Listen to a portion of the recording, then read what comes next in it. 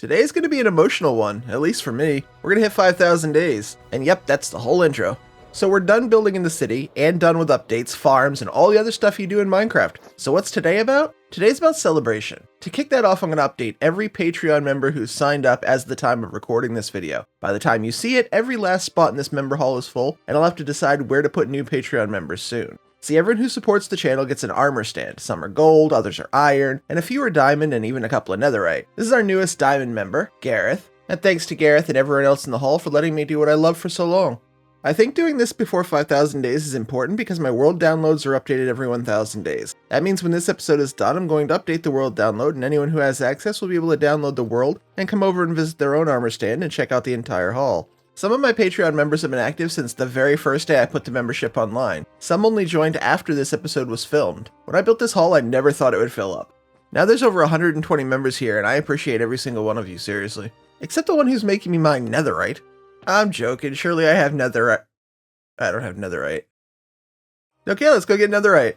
I obviously haven't done this in a while. It's down this hole, right? And down these stairs. Maybe I should speedrun a netherite beacon. No, I'm never doing. I'm never doing that. That's just to make sure our good friend Mudflaps is still paying attention. I only speedrun netherite through frame rate changes.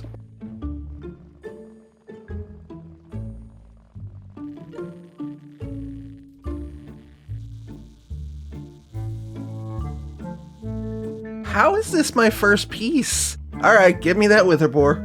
Okay, a few half hours later and we have all the netherite for this last armor set. That's still so satisfying to do. Okay, Miss Fancy Pants and Fancy Boots and Fancy Helmet and Fancy Chestplate wearing Fancy Pants. Oh, it's Arissa. Oh, we like Arissa. Thanks for being awesome, Arissa. There we go. And one of those, and that's for you. Look how crazy this place is now.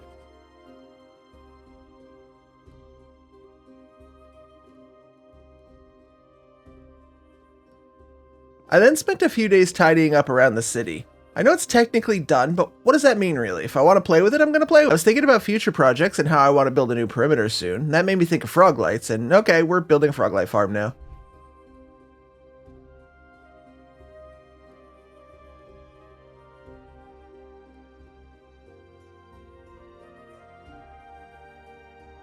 So my Froglight and Magma Cream farm by Fortunate Diamond broke after an update a while ago, and I really like Froglights. I even designed my own Froglight farm a few years ago.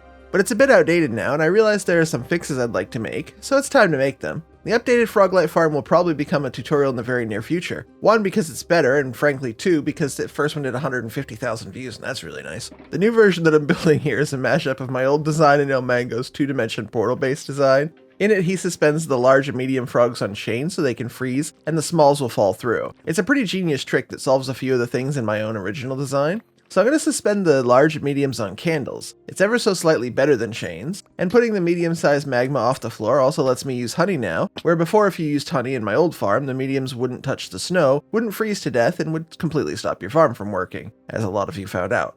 But freezing them above means we can use honey, and that's really good for the frogs. They cause a lot of lag, and I use a ton of them in this farm. And the new version of the farm is about 20% as laggy as the old one, so it's way better for lower-end machines and worlds that need to squeeze out every last bit of MSBT as well. And yeah, to work on Donut SMP or whatever, but not Bedrock. I've also improved the storage system, shortened the glass tube, eliminated the checkerboard pattern that doesn't work, removed glass from the walls of the main spawn chamber, and protected the iron golems better than ever. It's a lot of change, and it's much better farm than the old version. Getting frogs into the farm has also been drastically improved since my original video. One of my friends suggested I put on leather boots and walk across the top of the snow layer while dragging the frogs behind. They fall through and I don't. It's actually a really genius move. Thankfully, I already had quite a few tadpoles already at home with more than a full shulker, so getting up the numbers to where I want in this farm won't be that painful. What I will do is find a spot near a portal that already links to the roof. Then when they're grown, I can drag them through the roof, collect them, and walk across the roof to the big orange glass box. And then as I explained, I can easily pull them through the snow and into the farm. They fall in, I don't. And then I repeat that with all the rest. I think I'm going to add one more layer of storage and then AFK the farm for a bit.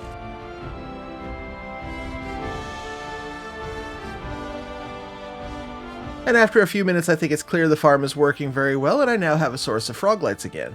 At this point it's day 4990. I have 10 more days to play for now. What are we going to do with them? Well, I considered giving you a full world tour, but then that sounded kind of boring because there's so much in this world that a proper world tour would take an hour, and a rushed world tour would feel rushed. So I'm going to show you and remind you of some of my favorite projects in the world so far. It's highlights of the world tour, a tour brag thing. And you see my main storage in every video, but not everyone knows about it. I designed this with one of my friends, Meebin, just before day 1000. It holds 64 items in bulk storage, all shulker loaded like cobblestone, glass, and many more things. This workstations area has everything I could ever need, including a jukebox that returns the disc to storage when the song is over, an infinite water source, and a rocket autocrafter built into the wall. There are 16 automatic potion brewers for all the main potions in the game. Whenever I remove potions, it just fills the barrel completely back up before I even get back to my base. 48 slices of multi-item storage lets me group similar items into one chest when I don't need to store 50 shulkers of it. Like this cherry chest holds all of the non-log and plank cherry items and still has plenty of space. Same with spruce and all the rest. I'd bet about 99% of you have seen this room 20 plus times and have no idea a full level 30 enchanting table is inside. And I'll build a new one someday, but this main storage has been great to me. Technical flaws and all. There are more than 30 farms in this mushroom island, and while I'm not going to go through each one, let's hit a few highlights. The big one for me is this cobblestone farm that produces over 1 million cobblestone per hour. I also really love my chunk-loaded and automatic amethyst geode farm. And this may be a new farm, but it's very underrated. This dirt farm will allow me to do so much more terraforming and landscaping in the future. For unusual farms, I'd point out this Halloween mob tinder. Swipe one way to kill mobs, swipe the other to save them. On Halloween each year, I can use this to try and find the best, most incredible diamond armored jack-o'-lantern and car pumpkin wearing mobs. I tried this year, and failed.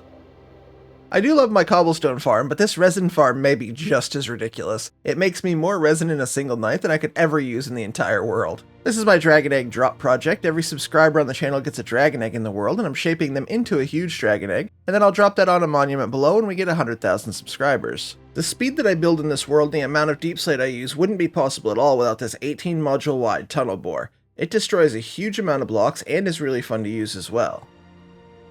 I can't do a highlights of the world tour without showing you my tropical fish farm. It was here that we bred the rare blue axolotl after almost 2,000 breeding attempts. Do not ask how many axolotls are in the ocean below this. And this project is what my Twitch chat lovingly calls Rad's Crack.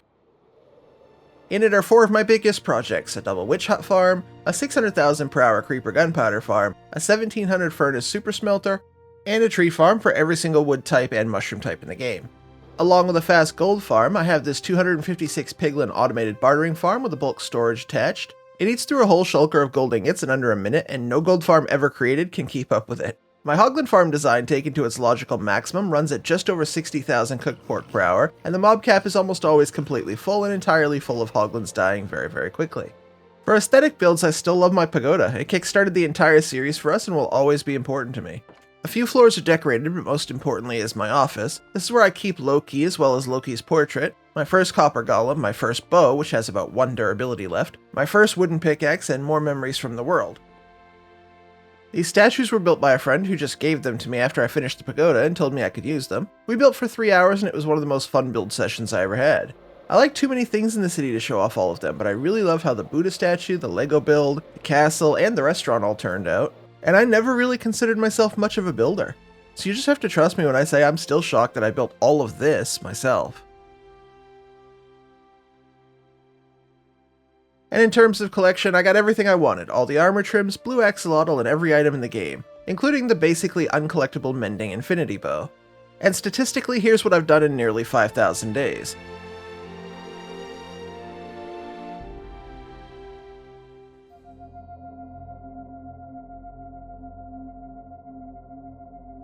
Pause where you want to look, but almost 1 million jumps, 2.3 million mob kills, that stands out. I've played for almost 60 days exactly, or 1,440 hours so far in this world, and have traded with villagers over 128,000 times. I've slept 1,751 times, or about once every 3 days.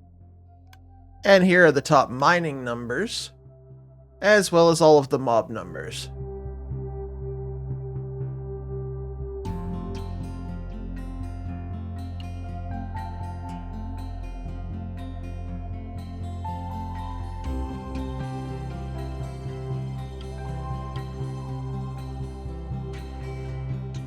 At this point, it's time to go fill all the dispensers with fireworks and let the finale begin. Everything in this world has been overpowered since day 0. I built the pagoda and 5 farms in episode 1. By episode 3 I had almost 20 farms done, and I just never slowed down at all for 5,000 days.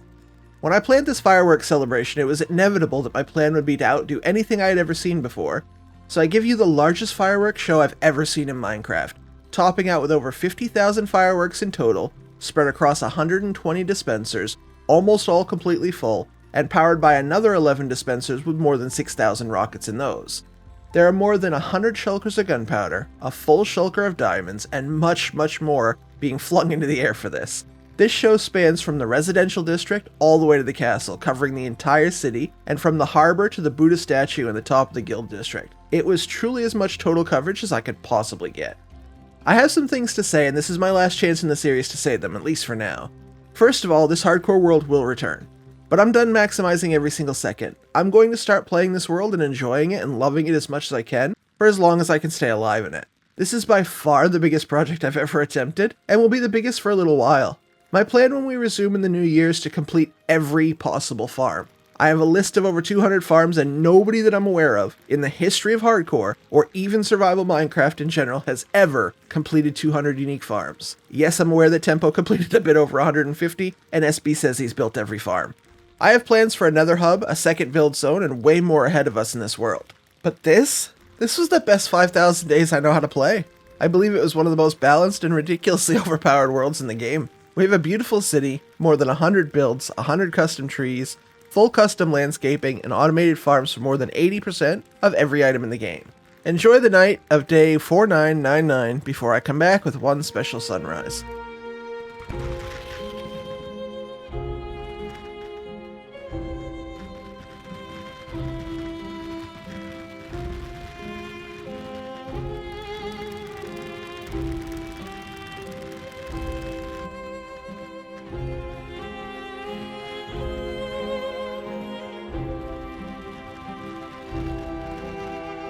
So here we are, back where it all began. I slept in this church on day 0, and every 1,000 days since I've ended here. You can hear the fireworks finishing and see the sun rising behind me. I've put the day count on screen so we can watch it roll over together. Over 2 years ago, one of my closest friends said, "You haven't really had a long-term hardcore world yet," and he was right. Because of him, Linksy, Jamal, Zandango, Matt, Comfu, Meben, Hoof, Liv, and so many others, I decided to build a long-term world that I could really be proud of, and this is that world. I think that's all I want to say. We're ready for it. Wait with me. And so that was 5,000 days in hardcore Minecraft. Thank you so much for watching. I have a lot more plans, so remember to subscribe, and please enjoy these last looks at the city.